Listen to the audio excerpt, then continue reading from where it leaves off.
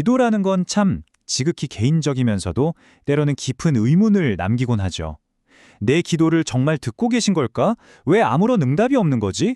이런 생각들 말이에요.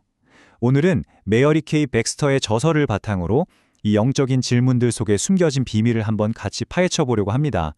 자, 그럼 시작해 볼까요? 아마 신앙생활 하시는 분들이라면 마음속에 한 번쯤은 품어봤을 그런 질문일 거예요.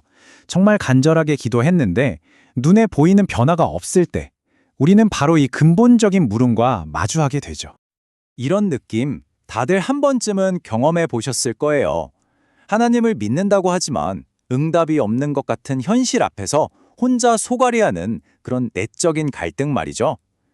원서에서는요, 우리가 눈에 보이는 결과만 너무 빨리 보려고 하면 오히려 의심이 습관이 될 수 있다고 경고하고 있어요. 자, 여기서 정말 중요한 개념이 하나 나와요. 뭐냐면 기도는 우리가 보지 못하는 세계에서 작동하고 하나님의 시간표는 우리의 것과 완전히 다르다는 거예요. 그러니까 몇 년 전에 했던 기도가 이제서야 응답이 시작될 수도 있다는 거죠.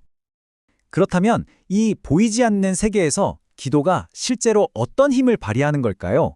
원서에 나오는 아주 강력한 일화가 하나 있는데 이걸 통해 한번 들여다볼게요.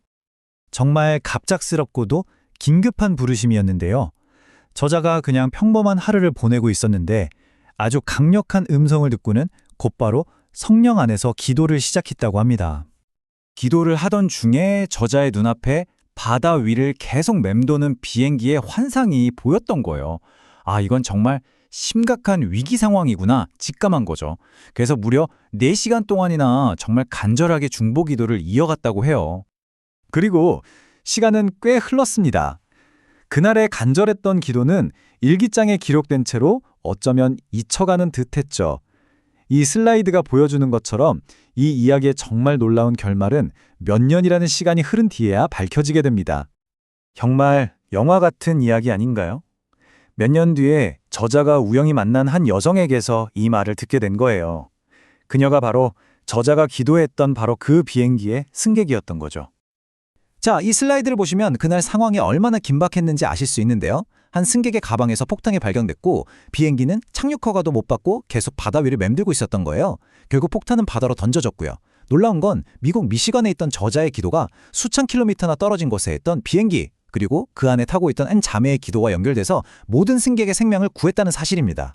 이 일화야말로 영적 세계가 어떻게 연결되는지 정말 소름 돋게 보여주는 것 같아요. 아니, 기도의 힘이 이렇게나 강력하다면 도대체 왜 우리의 기도는 때때로 응답이 없는 것처럼 느껴지는 걸까요? 자, 그럼 이제 진짜 궁금했던 그 핵심 질문으로 넘어가 볼게요. 원서에서는 크게 4가지 이유를 제시합니다. 바로 이 4가지가 원서에서 지적하는 장애물들입니다. 첫째는 아직 하나님의 때가 아니기 때문, 둘째는 영적인 방해 때문이고요. 셋째는 우리가 뭔가를 잘못 구하고 있기 때문, 그리고 마지막 넷째는 바로 믿음이 부족하기 때문이라는 겁니다. 이 두 번째 이유, 사탄의 방해라는 건 영적 전쟁이라는 개념으로 설명이 되는데요. 성경에 나오는 다니엘 이야기를 보면 쉽게 이해할 수 있어요. 다니엘의 기도는 사실 첫날부터 하나님께 전달됐거든요. 그런데 천사가 그 응답을 가지고 오는 길이 영적인 존재와의 싸움 때문에 무려 3주나 지연됐다고 나와요. 이게 뭘 의미하겠어요? 응답이 좀 늦는다고 해서 그게 거절을 의미하는 건 아니라는 거죠. 자, 이제 외부적인 장애물을 넘어서 원서에서 기도의 문을 여는 진짜 열쇠라고 말하는 것, 바로 우리 내면의 힘, 흔들리지 않는 믿음에 대해서 이야기해 볼게요. 믿음하면 딱 떠오르는 이야기가 바로 다윗과 골리앗이죠. 이 슬라이드를 보시면 그 차이가 정말 명확하게 보이죠. 골리앗은 자기의 그 거대한 몸집과 힘에만 집중했어요. 반면에 소년 다윗은요, 오직 살아계신 하나님의 능력, 거기에만 집중했던 겁니다. 여기서 진짜 흥미로운 점은 다윗의 그 엄청난 자신감이 자기 자신에게서 나온 게 아니라는 거예요. 이 말을 보세요. 감히 네가 누구길래 살아계신 하나님을 모욕해? 이 용기는요, 하나님이 모욕당하는 것에 대한 의로운 분노에서 나온 거였습니다.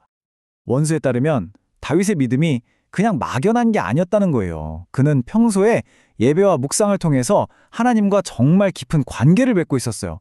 그리고 과거에 사자와 곰의 발톱에서 자기를 건져주셨던 그 하나님의 신실하심을 똑똑히 기억하고 있었죠. 바로 이 경험들이 골리앗 앞에서도 흔들리지 않는 믿음의 근거가 되어준 겁니다. 자, 그럼 오늘 살펴본 내용들을 한번 정리해 볼까요? 이 이야기들이 과연 여러분 각자의 삶에 어떤 의미가 있는지 한번 짚어보죠. 핵심은 이거예요. 기도는요, 우리가 볼 수 없는 영적인 영역에서 일어난다는 것, 그리고 응답이 늦어진다고 해서 거절된 게 아니라는 것. 그 응답을 현실로 가져오는 통로가 바로 믿음이라는 겁니다. 그리고 가장 중요한 건 내 힘이 아니라 하나님의 능력을 믿고 절대 포기하지 않는 거예요. 마지막으로 이 책에서는 이 성경 구절을 통해서 우리에게 큰 격려를 주는데요. 지금 우리가 겪는 어려움은 잠깐 스쳐 지나가는 가벼운 것이고 바로 이것이 우리를 위해 비교할 수 없이 크고 영원한 영광을 만들어가고 있다는 소망, 이걸 잊지 말라는 메시지입니다. 마지막으로 이 질문을 여러분께 한번 던져보고 싶어요. 오늘 우리가 함께 살펴보는 것처럼 보이지 않는 세계를 움직이는 이 기도의 힘과 믿음의 가능성. 과연 여러분의 믿음은 무엇을 가능하게 할 수 있을까요? 한번 깊이 생각해보는 시간을 가져보시는 건 어떨까요?